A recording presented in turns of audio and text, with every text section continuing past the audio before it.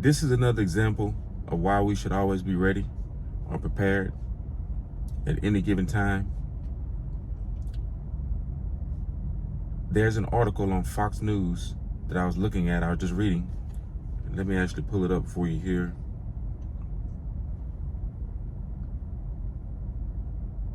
Basically, someone with a pew-pew burst into a crowded barbershop and basically tried to unload, or he basically got off a round or two. It says here, a group of armed suspects burst into a barbershop in squad member Representative Alexandria Ocasio-Cortez's AOC district in New York City on Friday and basically got off a few rounds, sending workers and customers spilling out onto the street for cover. A dramatic video shows. I don't know if I put the video on here. Maybe I'll leave a link. I'm not sure.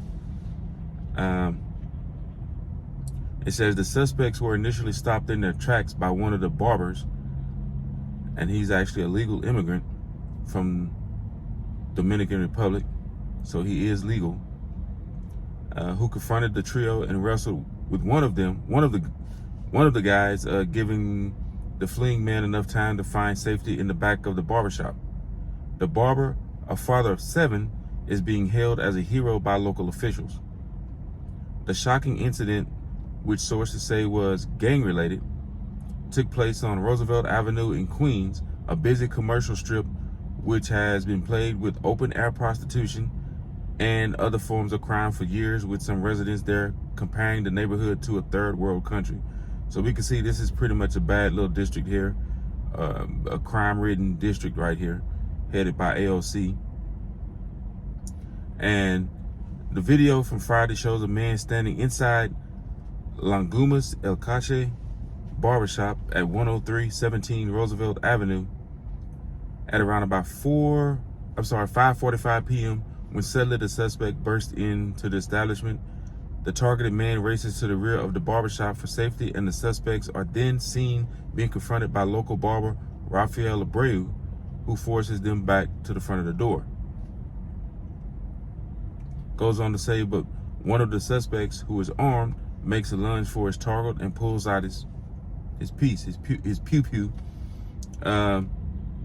Abreu grabs the armed suspect, and a tussle ensues before the perpetrator hands off his gun to one of the other suspects.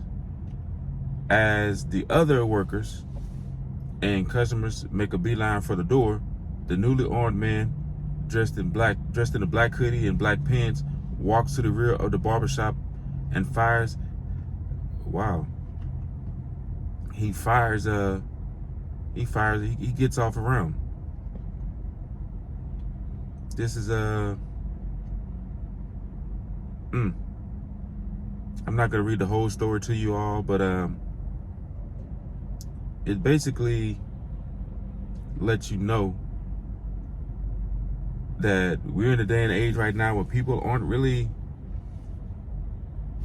right spiritually. I always say that first, but it's not always clicking up here. And I'm sorry about the glare. I tried to find a decent spot where I'm at right now. It's just glare everywhere. It's sunset. So, but you have to have yourself prepared. And for those who could legally do so, for those who can legally carry, I would advise doing so. I know the law is different in different states. I know New York may be one of those states where you're not allowed to do so. I'm not really sure. I haven't, I have to refresh, on my concealed carry states there. No, I know some of them. I know a lot of them, but New York, I don't think is one. But I could be wrong. Correct me in the comments if I'm wrong. But have to be ready at any given time. I mean, there are people here who are just going to get a haircut. Now, here's the thing. It is a crime-ridden area. So most people probably are already aware of gang activity.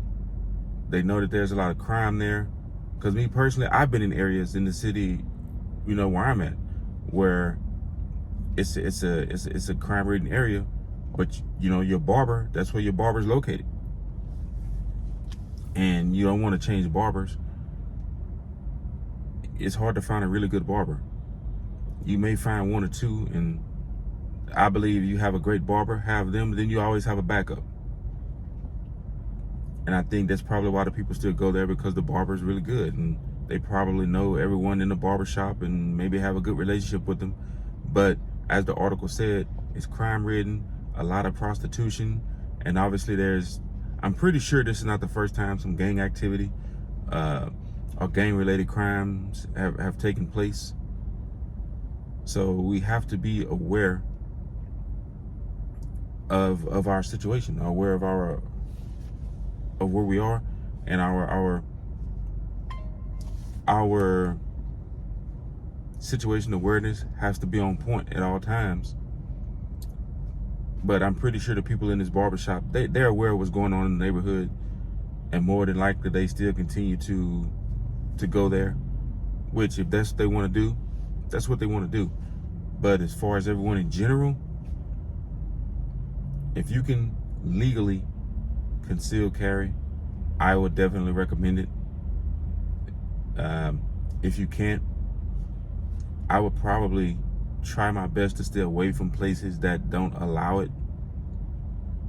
And if you're in a state that doesn't allow it at all, I would be very, very picky about where I go, where I travel to. I know some people that if you're not allowed to conceal carry in that place of business, they don't even go. They don't even go in that business. I know some people that when they travel from state to state or whatever, you know, if it's not a reciprocating state, or if you're not allowed to carry in that state, they limit their time traveling to that state. You know, I've been in a few states, and I'm be honest with you, that's one of the first things I noticed. You know, are you legally allowed to carry in that state? And if you are, it makes it a little bit of an easier, a little bit more comfortable travel, because we all have the right to defend ourselves. And you know, we should take advantage of that right. Now, don't get me wrong, I do believe we're always, you know, protected by God, you know, for those who acknowledge God, those who acknowledge Jesus, but not everyone does that. But yeah, this is just something I just thought you all may find interesting. You can find that article on Fox News. I may leave a link here. I don't think I'll show the video, but just take a look at it and tell me what you all think. And as always, get ready, stay ready. God bless.